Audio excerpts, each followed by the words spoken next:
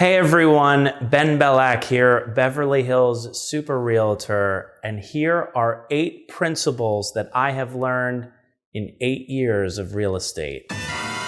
So I am coming off the best year of my life, professionally and personally, and coming out of the holiday season, which usually inspires real personal and professional reflection as we set goals for the next year, I started to think about how long I have been in this business of selling real estate.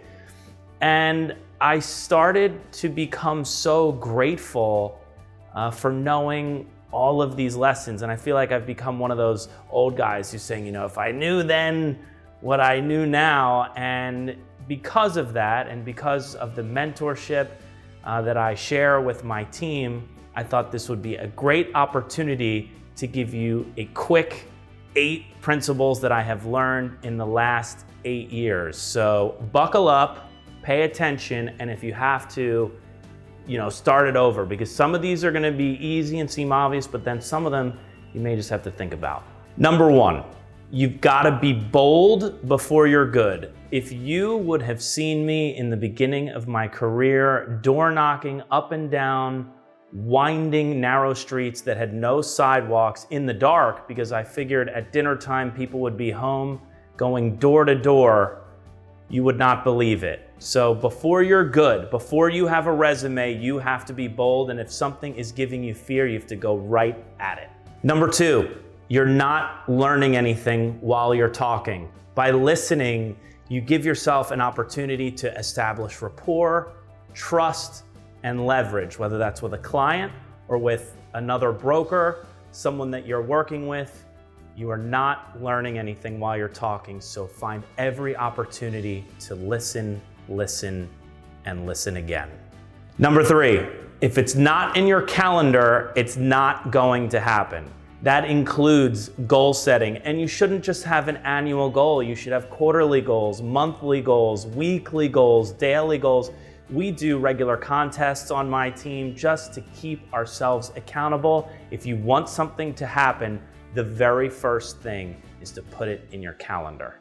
Number 4, success leaves clues. Stop focusing all day long on your logo or the thickness of your business card. Look around you, observe all of those that have succeeded in your space, whether it's personal or professional, and emulate their business practices. Mankind has been around for a long time. There is a 0% chance you can reinvent the wheel. Success leaves clues. Find successes and copy. Number 5, never assume the answer is no.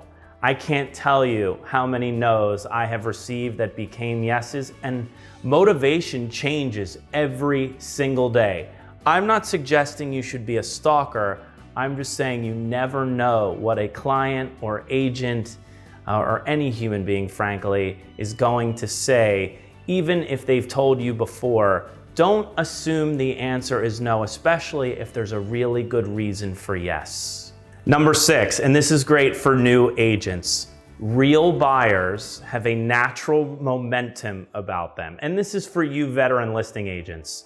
The longer a buyer takes to demonstrate buyer behavior, i.e. get pre-approval, sign a counter, show up for showings, respond to emails, the lower probability it is that they're going to get to the finish line. People that are motivated in any area of life demonstrate the behavior of the motivated. So don't sit and wait. Yes and no are of equal value. When you reside in maybe, you are in a dangerous place. Number 7, delegate. You cannot do everything on your own. And frankly, the more successful you get, the more valuable your time is.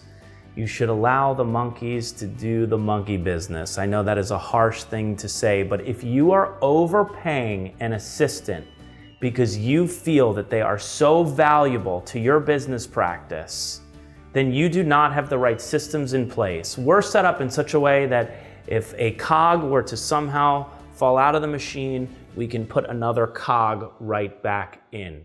You have to learn to delegate if you're going to get to the next level. You have to relinquish control. And number 8, don't let great get in the way of being good. That final 5% of obsessing over the details is A, not worth it to the consumer, B, likely not noticeable to the consumer, and C, a waste of your time. All you have each day with your business is your time, so you must deploy it smartly, and over-focusing on very small things on a postcard that's likely going to end up in the trash from 99% of the receivers is not in service to you. So don't let great get in the way of being good. That was like hot. I lay the fire. You know what? My own mentor didn't give me that stuff. So you guys should value, that's gold. I mean, I'm not gonna tell you how much I made last year, but I do okay. And like, I just gave you the keys to the kingdom. Jeez. I actually now feel like I don't want to publish this video. We may not publish this video now, so sorry.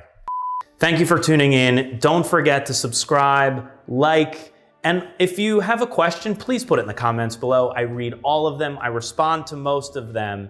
And we really do try to incorporate what our audience wants, and we can't do that unless we hear from you. So like, comment, subscribe away, and we will keep bringing you fresh content.